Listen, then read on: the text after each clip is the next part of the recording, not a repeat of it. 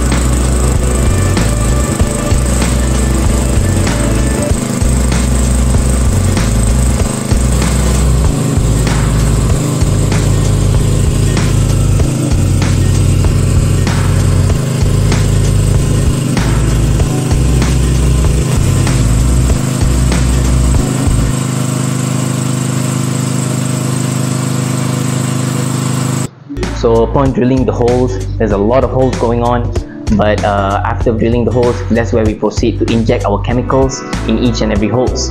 And these are the chemicals that will eventually safeguard your premise from the mere existence of a termite colony.